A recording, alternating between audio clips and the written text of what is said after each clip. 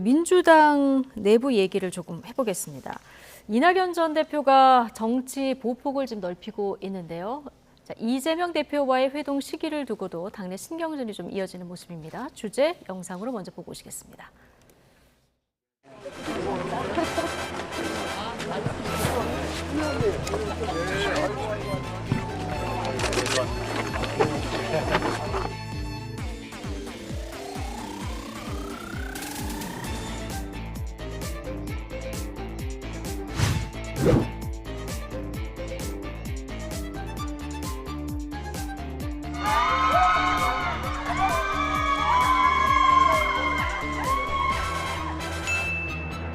일정을 조정하고 있을 겁니다. 정치인들이 말하는 그런 줄다리기가 있지는 않아요. 현재 민주당 상황이 굉장히 어렵잖아요, 이게. 그렇기 때문에 당의 중요한 지도자인 두 분이 빠른 시일 내에 만나서 또 국민들의 궁금증을 해소하고 우리 만나자, 필요하다 이렇게 이야기를 하면서 이낙연 때문에 대선 졌다, 이낙연이 뭐 윤석열 찍었다 이런 허위 사실을 유포를 하고 있거든요. 두 분 간에 화학적 결합이 되겠냐.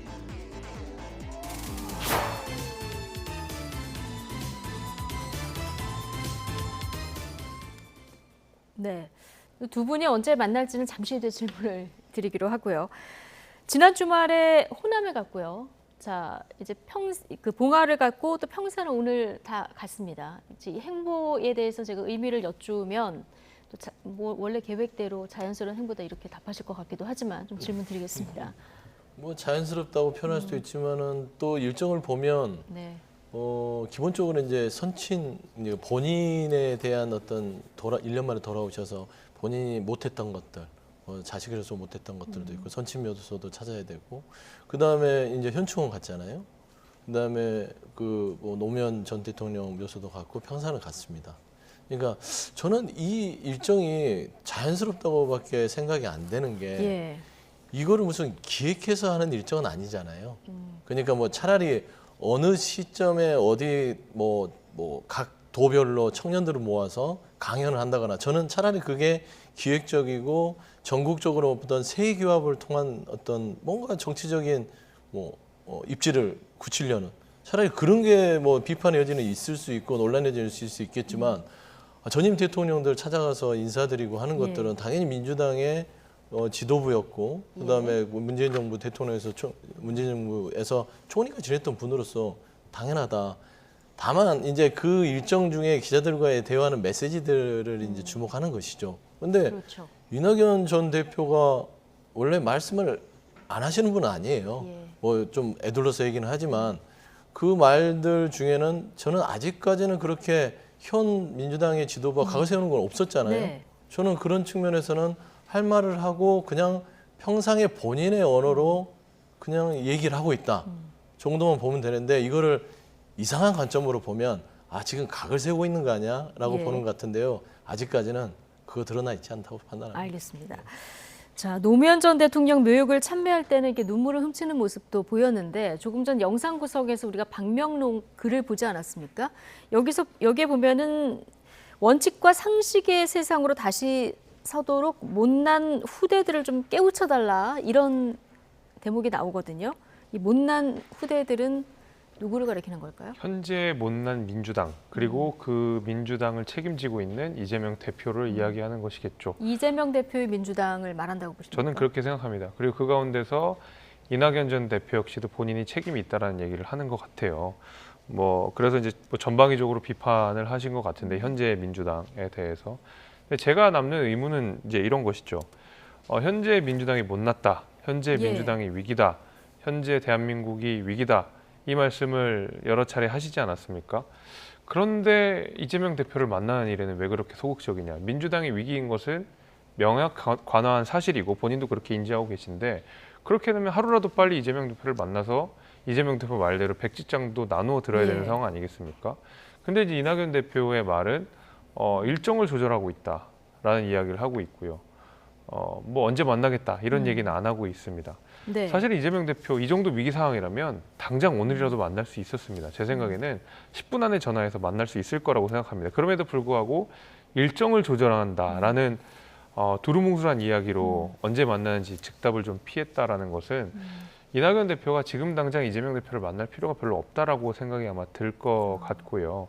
지금은 이낙연 전 대표의 시간이고 이낙연 대표는 이재명 대표를 안 만날수록 본인에게 스포트라이트가 올 겁니다. 그리고 오랜만에 본인에게 비춰진 스포트라이트를 굳이 거절하지는 않을 거고요. 그래서 본인이 어차피 대선에 도전할 것이고 그렇게 사실상 선언을 했기 때문에 지금의 스포트라이트를 계속 즐기면서 사실상 이재명 대표를 견제하는 방식으로 정책 행보를 이어갈 가능성이 좀 높다고 봅니다. 네. 자, 이낙연 전 대표가 기자들이 이재명 대표 언제 만나는 질문을 하니까 일정을 조율 중이다가 아니라 조율 중일 겁니다. 이렇게 얘기를 한 부분이 저는 아까 좀 귀에 들어왔고요. 좀 친명계에서는 좀 빨리 만나라 이런 의견이 주를 이루고 있고 비명계에서는 뭐 서두르냐 이런 의견이 나오고 있거든요. 둘 다 맞는 얘기라니까요. 예. 그러니까 여유를 가질 필요가 있습니다. 지금 이낙연 전 대표가 들어온 지 한 달이 안 된 것 같아요. 들어온 지 한 달이 안 됐죠. 1년을 나갔다 왔고요. 네. 들어온 지 한 달이 안 됐습니다. 이재명 대표도 지금 당대표로서 전국 현안이 복잡하고 분주하게 돌아가고 있습니다. 그러니까 일정들이 굉장히 바빠요. 이낙연 전 대표도 본인의 일정을 소화하면서 어느 일정 부분에서 모든 게 다 본인이 일정이 됐다고 하면 그 빈 일정과 이재명 대표의 일정이 맞는 순간에 만날 수 있는 거 아니겠습니까? 그래서 제가 알고 있는 바로는 양쪽 비서진에서 일정에 대한 얘기가 오가고 있다라는 것은 들었을 거예요. 근데 자세하게 언제 만날까요? 날짜를 몇 개 주세요. 이런 구체적인 내용은 없는 거예요. 예. 근데 근데 다만- 지금 네. 서울에 사무실 얻으셨잖아요. 네네네. 예. 이재명 대표도 서울에 계시니까 네. 이제 물리적 거리로 생각하면 이재명 대표 쉽게 빨리 만나도 되지 않느냐 이런 의견. 그러니까 이제 저는 예. 늘 말씀드리지만 주변에 있는 분들이 가만히 계셔야 돼요. 저도 그러니까- 질문을 좀 그만할까요? 아니요. 그게 그 말이 아니라 네. 주변에 있는 분들이 뭔 말이냐면 예. 뭐 친이계라고 하고 뭐 친낙계라고 하는 이렇게 분류가 되는데 네. 그냥 왜 빨리 만나라라고 하면 퇴근하시거나 또 아니면 어떤 분들은 뭘 서두를 거 있냐 이럴 필요 없어요. 두 분이 알아서 하는 것이고요. 두 번째는 정치인은요. 특히나 좀 이런 무게감 있는 정치인들은 당의 어떤 역할이 정확하게 주어졌을 때 만남이 이루어지지 그냥 허투루 만나서 차 한 잔 먹고 그냥 끝내는 게 만남이 아니잖아요. 뭔가 구체적으로 내가 어떤 민주당의 어떤 뭐 혁신과 개혁 그다음에 국민들에게 사랑을 받기 위한 어떤 역할을 내가 필요로 하니 이런 식으로 뭔가가 물밑에서 된 다음에 그리고 차를 한잔 하든 뭐 막걸리를 한잔 하든 그러면서 풀어나가야지 그냥 만남 자체가 그 자체로 의미가 있다고 생각하지는 않습니다. 그래서 신중하신 분들이고 이재명 대표나 이낙연 전 대표나 따지고 보면 고수들이잖아요. 예. 그렇기 때문에 일단은 시간을 가지고 여러 가지 생각을 하고 있다라고 저는 보고 옆에서 제발 뭐 이낙연 전 대표의 발언을 뭐 개인적인 어떤 뭐 메시지를 내는 것이다라고 비판하거나 뭐 이재명 대표를 지켜간다고 그렇게 오해할 필요도 없고요. 예. 그러게 하면 또 이낙연 대표를 따르는 분들은 또 거기서 반격을 할 수밖에 없잖아요. 그래서 갈등 양상으로 비춰질 수 있으니 네. 그냥 일단은 시간을 두고 좀 지켜보시는 게 좋을 것 같아요. 알겠습니다. 문재인 전 대통령 만나는 장면 앞서 이제 보셨는데 문 전 대통령의 당부가 있었냐 이런 기자들 질문도 있었거든요. 여기에 대해서 말하기 어렵다. 이낙연 전 대표가 이렇게 얘기를 했는데 말하기 어려운 어떤 중요한 당부가 있었을까요? 아니면 그냥 말을 아끼는 걸까요? 뭐 글쎄 제가 그 현장에 없어서 모르겠습니다만은 아마 뭐 이런저런 이야기를 많이 하셨을 거라고 생각해요. 지금 당이 민주당이 굉장히 지금 혼란스러운 상황 아닙니까? 예. 최근에 또 추미애 전 장관이 문재인 대통령을 정치 한복판으로 소환을 해버리면서 네. 문재인 대통령이 아마 뭐 좀 골머리가 아프실 거라고 생각이 됩니다. 그리고 문재인 대통령을 하실 때 총리가 바로 이낙연 전 대표 아니겠습니까? 근데 그러면서 뭐 과거에 있었던 일들, 그다음에 현재를 바라보는 여러 가지 문제들, 그리고 이낙연 대표가 이야기했듯이 못난 후대들이라고 스스로를 규정하고 있는 거 아니겠습니까? 지금 현재의 민주당을. 그렇기 때문에 아마 문재인 대통령이 이런저런 쓴소리를 전 했을 가능성이 좀 있다고 생각하고 무엇보다도 현재 이재명 대표 체제에 대해서도 약간의 저는 불만을 표시하지 않았을까라는 것이 제 개인적인 생각입니다. 왜냐하면 문재인 대통령이 민주당을 이끌었을 당시, 이제 대통령으로서 이끌었을 당시와 지금과는 너무 많이 달라졌거든요. 거기에 문재인 대통령의 책임이 없다고 할 수 없지만은 그것을 극복하지 네. 못하고 계속 이재명 대표의 사법 리스크, 그다음에 당내에 있는 불화들을 다스리지 못하는 이재명 대표의 리더십에 아마 문재인 대통령이 좀 쓴소리를 했던 것으로 보이고 이낙연 대표는 그 부분을 공개적으로 공표할 수 없기 때문에 네. 그냥 함구한 것이 아닌가 이렇게 생각이 듭니다. 예. 추미애 전 장관이 문재인 전 대통령도 소환했고 이낙연 전 대표도 소환을 한 상황인데 오늘은 KBS 그 분리징수 문제 관련해서 또 한마디 하셨더라고요. 수신료 통합 징수를 당론으로 하는 게 왜 입장 바뀐 내로남불인지 나는 도대체 납득이 안 된다. 야당 편이 되라는 회유가 아니라 공영성과 언론 자유 수호에 대한 일관성이 핵심인데 이걸 강구하고 민주당이 셀프 프레임에 갇히면 줏대 없이 변덕 부리는 당으로 오해받는다. 자, 이렇게 얘기를 했는데 그러니까 과거에 민주당이 분리징수를 주장했던 적도 있죠. 근데 지금 통합 징수를 주장하는 하고 있다 보니까 얼마 전 최고위원회에서 분리징수 반대를 당론으로는 정하지 말자 이런 결론이 내려졌거든요. 이걸 지금 꼬집은 겁니까? 분리징수를 저 한참 읽었습니다, 아니 이걸. 당론으로 정하지 말자라고 한 적은 없어요. 예. 아마 저희가 입장문을 냈을 겁니다. 기사가 나긴 했는데 당론으로 정하지 그러니까 말자. 당 최고위원회에서 이런 의견이 나왔다. 의견들은 정도였을까요? 있었지만 네. 그거를 결정하지는 않았습니다. 의견은 다양하게 나올 수 있는 거 아니겠어요? 그러니까 당론으로 정하진 않았잖아요. 분리징수가 지금 당론입니까? 분리징수가 당론이냐? 아니 그건 아니죠. 그러니까 지금 추미애 전 장관은 왜 당론으로 정하지 않느냐 이 얘기를 하는 거거든요. 근데 당론으로 정하지 않느냐는 것도 되게 어느 도단인 게 예. 보시면 오늘 아까 자료 뉴스에 나오던데 조승래 과방위 간사분이랑 해서 과방위 의원들이 가서 방통위 가서 분리징수에 대해서 성토하잖아요. 예. 그게 지금 민주당의 입장입니다. 그거를 당론으로 하냐 안 하냐의 부분을 가지고 얘기하는 것들은 조금 그 지난 당 대표를 지냈던 분으로서는 좀 적절하지 않다. 납득이 안 되는 발언 같고요. 아까 이제 지금 좀 그 말을 하려다가 계속 못했는데 네. 못난 후배 표현 있지 않습니까? 못난 후배는 이재명 대표를 뭐 지칭한다, 이재명 예. 지도부 민주당을 지칭한다라고 하는데 그거는 그런 맥락이 될 수가 없죠. 네. 보통 전체를 보면 노무현 전 대통령 묘소에 가서 방명록을 쓸 때 보통 그러지 않습니까? 못난 후배는 못난 후대들. 예. 아니, 후대들은 예. 이제 후대든 후배든 네. 본인을 포함한입니다. 예. 본인을 나를 포함한. 그렇죠. 본인을 예. 포함한 민주당의 모든 우리 이 정치 후배들, 후대들 이들에게 뭔가 가르침을 달라. 이런 얘기지 어떻게 여기에다가 그거를 이제 민주당 지도부라고 해석을 할 수 있는지에 대해서는 뭐 물론 개인의 의견이니까 존중을 네. 합니다. 하지만 그거는 사실과 좀 다를 것이고 문재인 대통령께서 얘기한 부분들에 대해서 뭐 말하기 어렵다라고 네. 했잖아요. 이거는 첫 번째는 기본적으로 이낙연 전 대표는 총리를 지내셨고 또 광역단체장도 하셨기 때문에 네. 이 전 대통령의 말에 대해서 함부로 얘기하는 거에 대해서는 당연히 그거를 입을 무겁게 가져가는 게 맞죠. 만에 하나 문재인 전 대통령이 얘기를 했다면 당이 어렵고 당이 힘들고 이런 얘기보다는 이 대한민국의 정부가 민주주의가 거꾸로 가고 있다.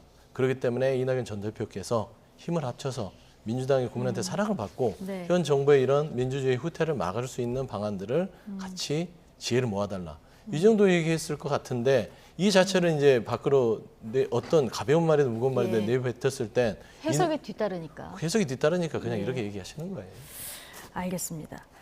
자, 어쨌든 추미애 전 장관이 최근에 좀 인터뷰도 많이 하시고 여러 가지 이제 목소리를 내다 보니까 민주당 내부에서도 추 전 장관의 연이은 비판에 좀 불만의 목소리도 개파를 불문하고 나오고 있습니다. 직접 듣고 오시겠습니다. 민주당 입장에서는 윤석열 정부가 검찰공화국을 가는데 우리가 검찰개혁의 실패가 원인이 되지 않았냐 이런 얘기들이 많이 있지 않습니까? 거기에 대한 뭐 아쉬움이 있을 수 있겠죠. 그러나 그 당시 본인이 국무위원으로서 진퇴에 관련해갖고 여러 가지 그런 얘기를 하는 것은 당의 단합에 좋지 않죠. 소위 말하면 친문, 뭐 비문, 뭐 친명, 비명 이런 걸 넘어갔고 총선 승리를 위해서 하나가 돼야 되는데 네. 자꾸 과거를 파헤친다고 하는 건 바람직하지 않죠. 일각에서는 다시 정치에 재기를 하실 거다 뭐 이런 얘기도 있는데요. 예. 과연 이것이 도움이 될 것인가? 본인과 관련돼 있는 사안들에 대해서 주관적으로 사적인 감정을 가지고 폭로하는 게 과연 어른다운 행동이냐 이런 부분에 대해서 지극히 사실은 비판적인 의견들이 많다라는 말씀을 드립니다. 네. 자, 지금 뭐 친명계, 비명계, 그리고는 뭐 박지원 전 국정원장도 좀 자제해야 된다 이런 발언을 했던데요. 자, 추미애 전 장관의 최근 행보 어떻게 보십니까? 민주당의 어떤 의정 난이도를 좀 높여주시려고 그러는 것 같습니다. 그러니까 요새 민주당이 좀 긴장의 끈을 놓쳤는지 추미애 장관이 갑자기 등장하셔서 모든 의원들을 좀 긴장하게 하신 것 같은데 철저히 개인의 정치라고 생각합니다. 뭐 물론 상대당이기 때문에 뭐 이런 평가를 하기도 좀 뭐하지만은 추미애 장관은 문재인 대통령이 발탁해서 법무부 장관 자리에 임명한 경우인데 과거의 일을 벌써 몇 년 전의 일을 다시 끄집어 와서 사실상 문재인 대통령의 책임론으로 이 모든 사안들을 전가한다고 하는 것 자체가 저는 임명권자에 대한 예의가 아니라고, 그러니까 정치적인 도의를 넘어서 예. 인간적인 예의가 아니라고 생각하고요. 결국 추미애 장관 그다음 정치적 행보 불투명하지 않습니까? 5선 국회의원 하셨고 법무부 장관까지 하셨고 당대표까지 하셨기 때문에 차기에 노려볼 수 있는 정치적 행보라고 하면 대선 주자 아니면 국회의장 정도일 텐데요. 대선은 뭐 사실 어렵다고 보이고요. 그럼 국회의장이 되려면 한 번의 선수를 더 해야 될 텐데 저는 결국에는 그 한 번의 선수를 위해서 지금 민주당 자체를 수렁에 넣고 있는 상황이 아닌가라고 생각이 좀 됩니다. 네. 또 민주당의 중진 의원인데요. 민주당 내에서 이렇게 개파불문하고 목소리가 나오는 건 왜 그렇습니까? 일단은 당내의 갈등을 초래했기 때문이죠. 그러니까 추미애 전 장관이 중진 정치인이잖아요. 5선 의원에 당대표도 하셨고 법무부 장관까지 했습니다. 충분히 알 만큼 아실 분인데 왜 이런 발언을 했는지는 본인이 가장 잘 아시겠지만 여의도도 웬만한 정치한 분들은 압니다. 아, 총선에 나가기 위해서 본인의 존재감을 높이려고 하는 것이다. 예. 라는 것이고 결국에는 존재감 높이는 데는 성공하셨어요. 근데 그 방식이 조금은 아쉬움이 커요. 예. 왜 지난 정부 같이 본인이 임명권자였던 문 전 대통령을 비판하고 그다음에 이낙연 전 대표, 전 총리를 비판하고 그리고 옛날 일을 꺼내서 사퇴를 종용했다. 검찰 개혁을 하려고 더 강한 의지로 했던 나를 막아선 게 문재인 전 대통령이라고 오해를 할 만한 예. 발언들을 하잖아요. 근데 또 그게 사실과 달라요. 추 전 장관께서 인터뷰했던 내용을 보면 그 내용을 제가 한번 확인해 봤더니 본인이 사퇴 의사를 밝혔다고 인터뷰한 내용이 있습니다. 예. 그러니까 그렇게 인터뷰한 내용이 있음에도 불구하고 다시 돌아와서 문 전 대통령이 사퇴를 종용했다. 이게 뭐가 맞을까요? 그렇기 때문에 사실관계를 다 떠나서 중진 정치인이면 정말 당을 걱정하거나 말하자면 본인 스스로가 혁신을 위한다면 네. 본인이 자기의 거치 부분이라든지 뭔가를 내던짐으로써 당의 혁신을 촉발시켜야지 옛날 정부를 옛날 인물을 비판하면서 본인을 돋보이게 하는 것들은 그러니까 둘 다 이재명 대표도 부담스러울 거예요. 밖에. 그러니까 결국에는 지금은 반짝 좋지만 나중에는 결과는 별로 그렇게 썩 좋은 실리를 찾기는 힘들 것이다. 이재명 전 대표도 좀 부담스러웠다. 조은소 의원이 얘기하는 거 보면 예. 이 추미애 전 장관을 지금 받으면 이낙연 전 대표와 문재인 전 대통령 모두를 척으로 돌리는 건데 지금 화합과 통합을 네. 통해서 본인이 민주당을 이끌어가야 되는데 부담이 크죠. 알겠습니다. 자, 오늘 나이트 포커스 두 분 말씀 여기까지 듣겠습니다. 김재섭 국민의힘 도봉갑 당협위원장 그리고 서영주 더불어민주당 상근부대변인 두 분과 함께했습니다. 고맙습니다.